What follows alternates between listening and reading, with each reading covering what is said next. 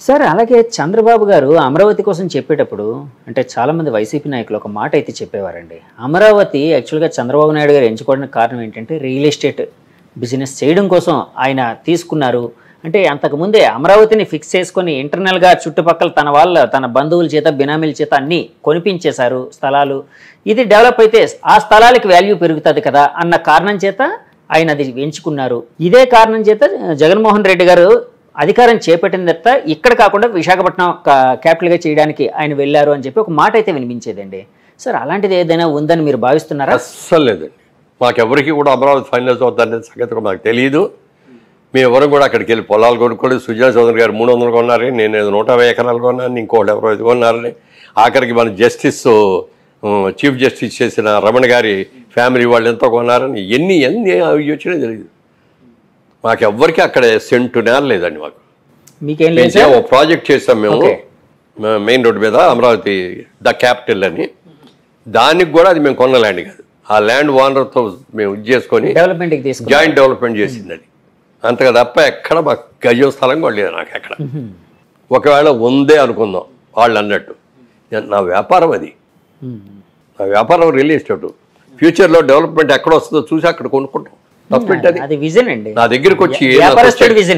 దగ్గరకు వచ్చే కస్టమర్కి బెనిఫిట్ పెరగాలి అంటే ఒక అభివృద్ధి ప్రదేశంలో నేను కట్టాను అనుకోండి, వాళ్ళ కొనుక్కున్న వాళ్ళందరికీ 1-4 రెట్లు పెరుగుతాయి కదా, వాళ్ళందరూ బెనిఫిట్ అవ్వాలి కదా. ఒకవేళ చేసినా తప్పు లేదు, బాగా ఎవ్వరు చేయలే, ఎవ్వరు 10 ఎకరాలు కూడా కొనుక్కున్నాళ్ళు లేరు ఎవరు. సార్ మీరు అప్పుడు ఎందుకు సార్ ఫోకస్ చేయలేదు అమరావతిలో కొనడానికి? అంటే ఇలాంటి ఇబ్బందులు ఏమైనా వస్తాయనా? రేపు అసలు అదేం లేదు. రాజకీయ పరంగా విమర్శలు ఏమైనా వచ్చే అవకాశం ఉందనా? ఎందుకంటే మీరు మంచి వ్యాపారస్తులు, ఎక్కడ పెరిగితే కొంటారు.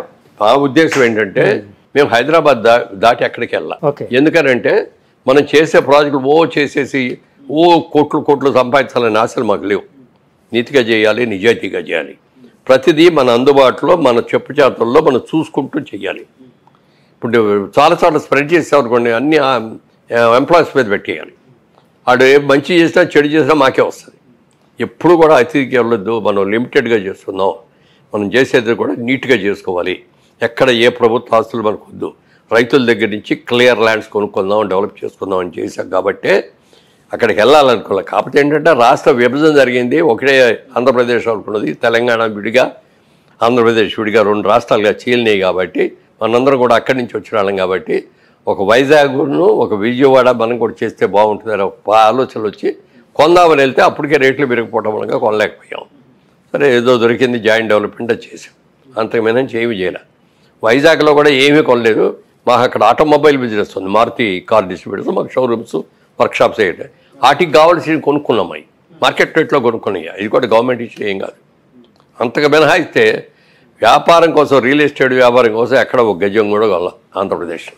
సార్ ఇప్పుడు అంటే తెలంగాణ, ఆంధ్రప్రదేశ్ 2 స్టేట్స్గా విడిపోయింది. సరే, ముందు చంద్రబాబు గారు జమానా 5 ఏళ్ళు అయింది, తర్వాత జగన్ గారు జమానా, మళ్ళీ ఇప్పుడు 2024లో ఇప్పుడు కూటమి వచ్చింది, చంద్రబాబు గారు మెయిన్గా. సో రియల్ ఎస్టేట్ పరిస్థితి ఎలాగుండే అవకాశం ఉందని మీరు భావిస్తున్నారండి? ఎందుకంటే ఆ విజన్ అనేది మీకు ఉంది కాబట్టి అడుగుతున్నారండి. రియల్ ఎస్టేట్ అనేది ఇవాళ రోజున ఏదో కోట్లు ఈజీగా సంపాదించవచ్చు, తెల్లారిపాటికి వచ్చేస్తాయి అనుకోండి.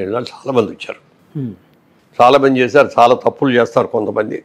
దాని మూలంగా చాలా ఇబ్బందులు కూడా వస్తాయి. రియల్ ఎస్టేట్ ఇక్కడ హైదరాబాద్ వరకు చూసుకుంటే ఇవాళ డిమాండ్ కంటే సప్లై ఎక్కువ ఉంది. వాళ్ళు సప్లై ఎక్కువ వచ్చేప్పుడు అవసరానికి 100 బిల్డింగ్లు కావాలనుకోండి, 200 బిల్డింగ్లు కడితే ఏమవుద్ది? అలా ఓవర్గా కన్స్ట్రక్షన్ చేసేస్తున్నాం ఇక్కడ అందరం. ఓకే, ఓవర్ఫ్లో అనేది ఎక్కువైపోయిందండి. ఎక్కువైపోయింది. ఆంధ్రప్రదేశ్లో ఎలా ఉండబోతుంది? ఆంధ్రప్రదేశ్లో ఇప్పుడే కాబట్టి రాబోయే ఏళ్ళలో చంద్రబాబు నాయుడు గారి హయాంలో చాలా బాగా జరుగుతుంది. కాబట్టి వెళ్ళి కొనుక్కుంటారు, కొనుక్కునే వాళ్ళందరూ కొనుక్కోవచ్చు. ఎందుకంటే ఆ మధ్య అది ఒక్క క్యాపిటల్లో అమరావతిలోనే కొనక్కర్లా, మీ ఇష్టం. మీరు చెప్పిన టౌన్, ఎనీ టౌన్ కొనండి, రాష్ట్ర విభజన అభ్యంతరం వస్తుంది. ల్యాండ్ నమ్ముకొని ల్యాండ్ మీద పెట్టి ఇన్వెస్ట్ చేసిన వాళ్ళకి అందరికీ మంచిగా జరుగుతుంది తప్ప ఎవరూ నష్టపడు. అంటే 2019 నుంచి 2024 వరకు జగన్మోహన్ రెడ్డి గారి పరిపాలనలో విశాఖపట్నం కావచ్చు, ఇంకా చాలా చోట్ల కావచ్చు, ఆంధ్రప్రదేశ్లో రియల్ ఎస్టేట్ రంగం కుదేలైపోయింది, దెబ్బతిందని రకరకాల వాదనలు అయితే, మాటలు అయితే వినిపించాయండి. సో ఒకవేళ అదే నిజమని అనుకుంటే, అంటే నేను నిజమో కాదని చెప్పట్లేదండి, నేను కన్ఫైన్ చేయట్లేదు, నేను జడ్జిమెంట్లుగా ఏం చెప్పట్లేదు.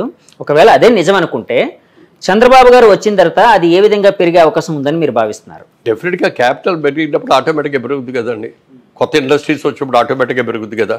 కొత్త ఇనిషియేషన్స్ వచ్చినప్పుడు కొత్తగా పెరిగితే కదా. మరి అందరి మంది మంచి మంచి కాలేజెస్ వచ్చిన తర్వాత మన పిల్లలందరూ బ్రహ్మాండంగా చదువుకుంటారు కదా. వాళ్ళందరూ ఉద్యోగాలు చేయడానికి కావాల్సిన వసతులన్నీ ఇక్కడే దొరుకుతాయి కదా. అట్లా జరిగినప్పుడు పెరగకుండా ఎట్లా ఉంటుంది, విపరీతంగా పెరుగుద్ది. ఆయన దీన్ని అమరావతిని ఒక ఇంటర్నేషనల్ సిటీ లాగా చేద్దామనే ఆలోచనలో ఉన్నారు. ఓకే, డెఫినెట్గా చాలా బాగుంటుంది. సార్ అమరావతి విషయం అంటే ఒక మాట గుర్తొచ్చింది సార్. అప్పట్లోనే అమరావతి ప్రకటించిన వెంటనే చుట్టుపక్కల ల్యాండ్స్ వాల్యూ విపరీతంగా పెరిగిపోయింది.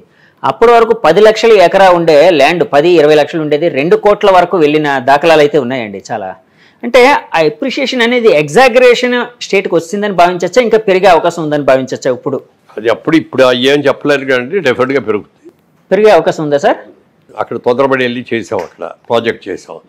ప్రాజెక్ట్ పూర్తయ్యే టైంకి చంద్రబాబు నాయుడు గారు ఓడిపోవటం, జగన్మోహన్ రెడ్డి గారు రావటం, ఆయన ఆలోచనలోకి వచ్చి 3 క్యాపిటల్స్ అని ఎప్పుడైతే మార్చారో మేము అమ్మలేకపోయాం.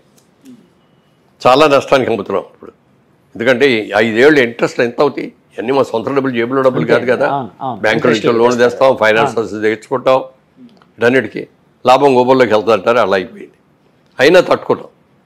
ఎక్కడ ఒక్క రోజు కూడా పని ఆపలేదు, పర్ఫెక్ట్గా చేస్తాం. మా దగ్గర కొన్నాళ్ళందరికీ డెలివరీ కూడా ఇచ్చాం. అమరావతి అనేది డెఫినెట్గా పెరుగుతుంది, ఎందుకంటే అమరావతి అనేది కొత్తగా ఒక రాష్ట్రంగా, ఒక అద్భుతమైన నగరంగా డెవలప్ అయ్యే అవకాశం ఉంది కాబట్టి. విశాఖపట్నం లాంటి పరిస్థితి, అంటే విశాఖపట్నం లాంటి సిటీ పరిస్థితి ఎలా ఉండబోతుంది రియల్ ఎస్టేట్ పరంగా?